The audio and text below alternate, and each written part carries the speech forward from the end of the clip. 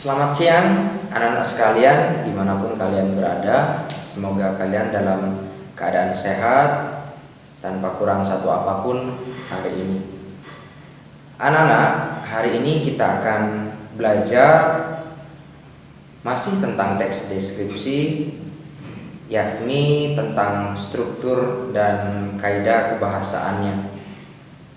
Kita akan melihat videonya. Ya, kita lihat struktur dan kaidah kebahasaan teks deskripsi. Kira-kira apa-apa saja? Mari kita lihat secara bersama-sama. Ya, kita lihat dulu kompetensi dasar yang akan dicapai dalam materi ini, yaitu KD 3.2 menelaah struktur dan kebahasaan teks deskripsi. Yang berikut KD 4.2 yaitu menyajikan data, gagasan, kesan dalam bentuk teks deskripsi tentang sebuah objek, ya, bisa sekolah, tempat wisata, tempat bersejarah dan lain sebagainya. Kita langsung saja ke materinya. Yang pertama adalah strukturnya. Struktur teks deskripsi meliputi satu, yaitu judul. Ya, judul ini sangat penting dalam sebuah teks. Judul ini merupakan kata atau rangkaian kata yang menggambarkan isi teks secara tersirat. Jadi dengan membaca judul saja orang akan tahu isi teksnya seperti apa. Ya, jadi sekali lagi judul ini adalah hal yang sangat penting dalam sebuah teks. Bukan saja di teks deskripsi, ya, tapi di teks-teks yang lain juga. Ya, kita lanjutkan. Yang berikut identifikasi. Yang kedua itu identifikasi. Nah, pada bagian identifikasi ini, ya, berisi nama objek, ya, lokasi, sejarah lahirnya, makna nama, ataupun pernyataan umum tentang sebuah objek yang dideskripsikan. Ya. Yang ketiga yaitu deskripsi bagian. Nah, deskripsi bagian ini berisi atau deskripsi bagian ini merupakan bagian teks deskripsi yang berisi perincian objek. Jadi objek-objek atau perincian-perincian objek itu akan dimasukkan ke bagian deskripsi bagian ini. Ya. Nanti kita akan melihat contohnya. Nanti saya akan berikan contoh sebuah teks. Kita akan melihat strukturnya seperti apa. Ya. Kita lanjut saja dulu. Kita masuk ke yang keempat, yaitu simpulan atau kesimpulan. Itu juga kesan. Ya. Bagian ini berisi kesimpulan dari hal yang telah dibahas, ya, berisi kesan penulis juga terhadap objek yang dibahas atau ditulis. Ya, bagaimana sampai di sini sudah paham? Nah, supaya lebih memahami betul kira-kira apa itu judul, apa itu identifikasi, apa itu deskripsi bagian, juga simpulan, saya akan memberikan satu contoh teks di sini. Ya, mari kita lihat sama-sama. Ini teksnya. Judulnya adalah Wisata di Pantai Pahawan Menikmati Matahari Terbit dan Terbenam. Saya akan membacakan karena teks ini tidak terlalu panjang. Saya akan membacakan teks ini. Saat berada di pantai, tentu ada keinginan menyaksikan matahari yang terbit dan juga matahari terbenam. Begitu pula saat berada di Pantai Pahawan yang ada di Lampung, matahari terbit dan terbenam bisa disaksikan dengan indah. Bentuk dari semenanjung Pantai Pahawan membuat kita dapat menikmati indahnya matahari terbit yang ada di sisi pantai timur dan tenggelam di sisi pantai barat. Pemandangan Pantai Pahawan begitu memesona. Di sebelah kanan kita bisa melihat perbukitan yang memanjang dan berwarna hijau. Sementara itu, yang ada di sisi kiri terdapat perkampungan nelayan yang memiliki beraneka ragam perahu tradisional. Selain itu, yang ada di sisi kanan terdapat hutan cagar alam yang digunakan sebagai penyangga ekosistem serta tujuan wisata. Di Pantai Pahawang pun banyak sekali kios cenderamata, penginapan, serta toko kelontong. Hal ini begitu menarik jika mengabadikan pemandangan pantai bersama dengan teman atau keluarga dalam media foto dan video. Selain itu, hal seperti ini dapat dijadikan sebagai pengalaman yang tak akan terlupakan. Teks ini diambil dari sumber https://gopena.com. Sekarang kita akan mencoba melihat kira-kira bagaimana struktur dari teks ini. Lihat satu persatu. Yang pertama, judul dari teks tadi. Mari kita lihat. Judulnya adalah Wisata di Pantai Pahawang Menikmati Matahari Terbit dan Terbenam. Ya, itu judulnya. Yang berikut, yang kedua, identifikasi. Ya, saya lihat. Kita melihat di sini ada nama objek Pantai Pahawang yang ada di Lampung, Pahawang ya. Saat berada di pantai, tentu ada keinginan menyaksikan matahari yang terbit dan juga terbenam. Begitu pula saat berada di Pantai Pahawang yang ada di Lampung. Matahari terbit dan terbenam bisa disaksikan dengan indah. Nah, di bagian identifikasi ini kita melihat ada nama objek ya, dan juga letaknya. Ya. Letak objeknya di Lampung. Yang berikut, yang ketiga ya, deskripsi bagian. Nah, kita lihat. Nah, kira-kira bagian apa saja yang dideskripsikan di sini? Atau bagian apa saja yang dijelaskan di sini? Kita langsung saja ke bagian-bagiannya ya. Ini saya sudah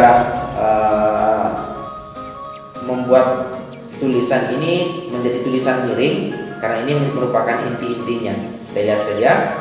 Nah, deskripsi bagian. Bentuk dari semenanjung Pantai Pahawang membuat kita dapat menikmati indahnya matahari terbit ada di sisi pantai timur dan tenggelam di sisi pantai barat. Nah, kita melihat di sana bagian yang pertama adalah matahari terbit ya, matahari terbit. Yang berikut perbukitan. Kita bisa melihat perbukitan yang memanjang dan berwarna hijau. Bagian yang berikut adalah perbukitan. Bagian yang berikut terdapat perkampungan nelayan ya. Yang berikut terdapat hutan cagar alam yang digunakan sebagai penyangga ekosistem serta tujuan wisata. Nah, yang berikut, yang terakhir, di Pantai Pahawang pun banyak sekali kios cenderamata ya. Juga penginapan serta toko kelontong.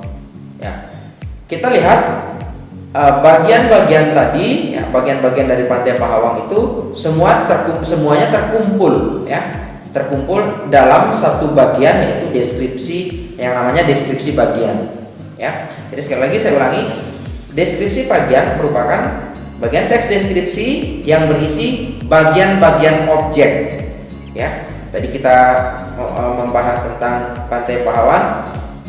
Bagian-bagiannya adalah keindahan matahari terbit, setelah itu perbukitan, yang berikut ada perkampungan nelayan, yang berikut ada hutan cagar alam, dan yang terakhir itu ada kios cenderamata, penginapan serta toko kelontong. Ya. Kita lanjut yang berikut, yang terakhir itu ada simpulan atau kesan. Nah, lihat di sini. Nah, ini terdapat pada paragraf terakhir biasanya ya. Hal ini begitu menarik jika mengabadikan pemandangan pantai pantai bersama dengan teman atau keluarga dalam media foto dan video. Selain itu, hal seperti ini dapat dijadikan sebagai pengalaman yang tak akan terlupakan. Ini merupakan kesimpulan, ini merupakan kesan dari penulis, ya. Ya, kita lanjut. Nah, sekarang kita masuk ke ciri kebahasaan teks deskripsi ya. Ya, kita masuk ke ciri kebahasaan teks deskripsi. Kita lihat yang pertama ada, ya, dalam teks deskripsi itu menggunakan kata umum dan kata khusus. Yang Yang berikut, menggunakan kalimat rincian untuk mengkonkretkan. Yang berikut, menggunakan sinonim. Ya. Yang berikut, menggunakan majas untuk melukiskan secara konkret. Yang berikut, menggunakan bahasa yang menarik. Yang berikut, menggunakan kata ganti orang. Dan yang berikut lagi, menggunakan kata sifat. Nah, kita lihat satu persatu, kita akan bahas. Yang pertama, penggunaan kata umum dan kata khusus. Apa sih kata umum dan apa yang dimaksud dengan kata khusus? Kita lihat bersama-sama. Kata umum merupakan kata yang memiliki makna yang luas atau ruang lingkupnya luas. Sebaliknya, kata khusus merupakan kata yang memiliki makna yang khusus atau ruang lingkupnya sempit. Untuk memperjelas, mari kita lihat contoh. Kita lihat kata umum yang pertama, indah. Indah ini memiliki makna yang luas, ya, memiliki ruang lingkup yang luas, ya, yang umum. Nah, dari kata indah ini kita lihat apa sih kata khususnya. Kata khusus dari kata indah ini ada kata elok, molek, cantik, menawan, menakjubkan, memesona, manis, dan lain sebagainya. Ya. Kita lihat yang berikut, contoh yang kedua. Kata umumnya melihat. Kita lihat di kata khususnya ada menonton, menyaksikan, memandang, mengamati, memerhatikan. Contoh yang berikut, kata umumnya adalah kata memukul. Kita lihat kata khususnya menghantam, menampar, mencubit. Jadi cukup jelas ya apa yang dimaksud dengan kata umum dan apa yang dimaksud dengan kata khusus. Sekali lagi saya ulangi, kata umum merupakan kata yang memiliki makna yang luas atau ruang lingkupnya luas. Sedangkan kata khusus merupakan kata yang memiliki makna khusus atau ruang lingkupnya sempit. Bagaimana? Sudah jelas? Oke, kita lanjut ke yang berikut, kalimat rincian. Kalimat rincian ini sebenarnya tidak jauh berbeda dengan kata umum, kata khusus tadi. Ya. Kalimat rincian berfungsi untuk mengkonkretkan, ya, menjelaskan secara konkret, secara detail, ya, secara sekecil-kecilnya, ya, sedetail-detailnya. Ini kalimat rincian. Kita lihat. Ada kalimat umum, ya. Kita lihat kalimat umumnya, ibuku orang yang sangat baik. Sekali lagi saya ulangi, kalimat umum, ibuku orang yang sangat baik. Ini umum ya, ini masih bersifat umum. Sekarang kita lihat kalimat rincian dari kalimat umum tadi. Dia berusaha menolong semua orang. Dia ramah dan tutur katanya lembut kepada siapa saja. Jadi kalimat ibu orang yang sangat baik tadi itu bersifat umum. Setelah itu dirincikan, ya, menjadi dia berusaha menolong semua orang. Dia ramah dan tutur katanya lembut kepada siapa saja. Di sini dijelaskan secara rinci. Baik itu baik seperti apa? Ya, baik seperti apa? Oh, dia suka menolong orang. Oh, tutur katanya ramah kepada orang lain. Ya, kita lihat contoh yang berikut, yang kedua dari kalimat rincian. Kalimat umum, Tono anak yang pandai. Kita lihat ke kalimat rincian dari kalimat ini. Dia selalu mendapat peringkat pertama di kelasnya. Dia juga sering menjuarai lomba mata pelajaran tingkat SMP di kotanya. Jadi jelas, kalimat rincian dari kalimat umum Tono anak yang pandai tadi dirincikan, ya, atau dijelaskan sekonkret mungkin, ya. Jadi dia selalu mendapat peringkat pertama di kelasnya. Yang kedua, dia juga sering menjuarai lomba mata pelajaran di tingkat SMP di kotanya. Jadi bagaimana? Sudah jelas? Oke, saya rasa ini sangat mudah untuk memahami, ya. Kita lanjut ke yang berikut. Yang berikut, menggunakan sinonim. Apa itu sinonim? Ya, Sinonim merupakan persamaan makna kata atau persamaan arti kata. Kita lihat di sini contohnya, kata indah memiliki persamaan makna dengan kata elok, dengan kata permai, dengan kata molek, dan lain-lain. Kata menipu, ya, sinonimnya berbohong, ya. Mengagumkan, memukau, fantastis, dan lain-lain. Kata gawat, sinonimnya genting, bukan genteng tapi genting. Sekali lagi, gawat sinonimnya genting atau darurat, ya. Kalau sinonim, saya rasa ini tidak terlalu susah ya untuk memahami sinonim. Yang berikut, majaz. Ya, majaz itu apa? Majaz merupakan gaya bahasa. Ya, kita lihat contoh majaz. Ya. Pasir pantai lembut seperti bedak bayi. Saya ulangi, pasir pantai lembut seperti bedak bayi. Nah, makna dari majaz ini adalah pasir yang halus. Ya, ini dilebih-lebihkan ya, pernyataan yang dilebih-lebihkan. Pasir pantai lembut seperti bedak bayi, ya maknanya pasir yang halus, ya. Yang berikut, angin laut mengelus wajah. Ya, kita tahu angin itu tidak punya tangan, tetapi dia mengelus wajah. Nah, itu yang disebut dengan gaya bahasa, ya. Yang maknanya angin yang berhembus sepoi-sepoi yang memberikan kesejukan. Ya, angin yang berhembus sepoi-sepoi yang memberikan kesejukan. Gaya bahasa, ya, atau majaz tadi. Ya, kita lanjutkan. Oke. Ya, ini sudah jadi kita bahas. Lanjut. Kalimat serapan panca indera. Ya, sekali lagi saya ulangi. Kalimat serapan panca indera. Kalimat serapan panca indera ini bertujuan agar pembaca seolah melihat, ya, seolah mendengar dan juga merasakan apa yang kita deskripsikan, apa yang kita jelaskan dalam teks kita, ya. Kita lihat. Yang pertama, seolah melihat. Kita lihat contohnya, pantai panjang dengan pasir putih. Nah, mana yang bisa dikatakan sebagai pernyataan yang seolah melihat? Nah, kita lihat di sini, pantai panjang dengan pasir putih. Pasir putih ini tidak bisa kita raba, ya, tidak bisa kita rasakan, tetapi kita lihat dengan indera penglihatan kita, ya. Jadi pantai panjang dengan pasir putih ini merupakan kalimat serapan panca indera penglihatan atau melihat. Berikut kita langsung ke kalimat serapan panca indera pendengaran atau mendengar. Deru ombak pantai terdengar berirama. Sekali lagi, deru, saya ulangi, mohon maaf. Debur ombak pantai terdengar berirama. Sekali lagi kita bisa lihat di situ, debur ombak pantai terdengar berirama. Jadi terdengar, sudah ada kata terdengar di sana, ya. Artinya kalimat ini dapat ditangkap oleh panca indera, yaitu indera pendengaran, ya, seolah mendengar. Yang berikut, merasakan.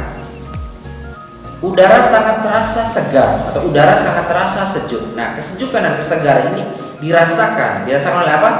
Kulit kita, ya. Jadi kita tidak bisa melihat udara yang sejuk, tapi kita bisa merasakan.